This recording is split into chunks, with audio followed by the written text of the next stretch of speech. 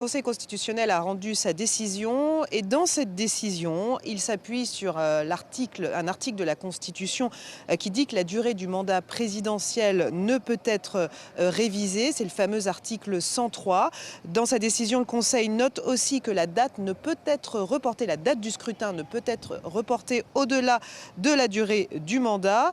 Il constate aussi l'impossibilité d'organiser le scrutin le 25 février comme initialement prévu.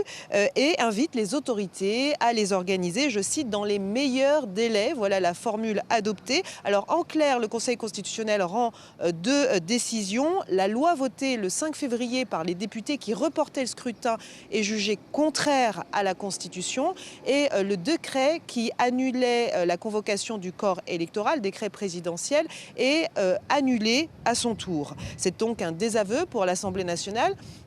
Et je précise que c'est une décision historique puisque jusqu'ici, la jurisprudence du Conseil constitutionnel faisait qu'il se déclarait plutôt incompétent quand il s'agissait donc d'invalider, de censurer une loi adoptée par les 3/5 de l'Assemblée, comme c'est le cas avec cette loi qui reportait le scrutin. Sarah, quelles sont les toutes premières réactions à cette décision du Conseil constitutionnel ? Mais du côté de l'opposition, sans surprise, c'est le satisfecit. Ils sont tous très contents de cette décision du Conseil constitutionnel. Thierno Alassane Sall, qui est un candidat indépendant, parle, je cite, d'une des plus belles victoires enregistrées par le Sénégal depuis longtemps. Amadou Ba, qui est lui le mandataire de Bassirou Diomaye Faye, qui est le dauphin d'Ousmane Sonko, l'opposant, lui, il estime que l'essentiel, c'est que la date butoir du 2 avril, la fin du mandat de Macky Sall, soit respectée.